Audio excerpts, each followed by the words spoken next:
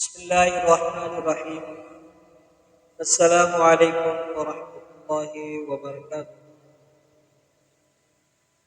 हस्बे मामूल यौमिया अज हिकु दफ़ो ॿीहर मसाइले जे सिलसिले में सामईन मुकर्रम सां गुफ़्तगू जो मौक़ो हासिल थी रहियो आहे। अॼु जे पहिरें मसइले में मसइलो आहे त जेकॾहिं रग में कोई मुतवज़ी कंदड़ इंजेक्शन कराए थो ऐं उन सिरिंज में खून अची थो वञे, पोइ वरी दवा जे ज़रिए खून दाख़िल कयो थो वञे त इन सां भॼी थो पए, छो त जिस्म मां खून निकितो, जिस्म मां खून निकिरण जे करे वुज़ू टुटी पवंदो आहे। इन सूरत में वुज़ू टुटी थो पए। अलबत्ता जेकॾहिं इंजेक्शन कल्ब में आहे, दौरे में आहे, जिल्द वग़ैरह में आहे, जो सिरिंज हणण सां, सुई हणण सां, दाख़िल करण सां खून नथो निकिरे त पोइ उन सां वुज़ू न टुटंदो आहे। ॿियो मसइलो आहे त इंजेक्शन जे ज़रिए सां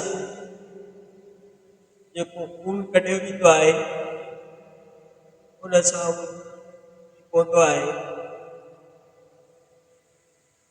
छो त खून निकिरण खां पोइ जॾहिं खून वही हलंदो आहे उन सां वुज़ू टुटी पवंदो आहे। पोइ इहो ब्लड खून रत कढी करे सिरिंज भरी वञे या थेली भरी वञे त इन सां वुज़ू टुटी पवंदो आहे।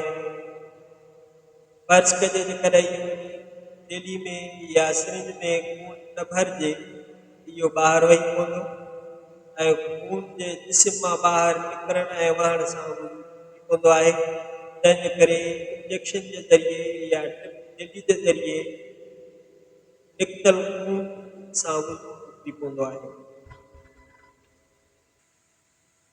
पोइ वुज़ू जो हिकिड़ो अहम तरीन मसइलो आहे त वुज़ू हुजण जे बावजूदि हर निमाज़ जे लाइ नओं वुज़ू करणु मुस्तहब आहे।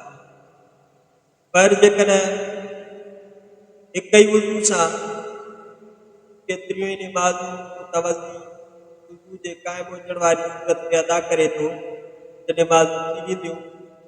ऐं नबी करीम सल्लल्लाहु अलैहि वसल्लम फ़तह मक्का जे मौक़े ते हिक ई वुज़ू सां 5 निमाज़ूं अदा कयूं आहिनि।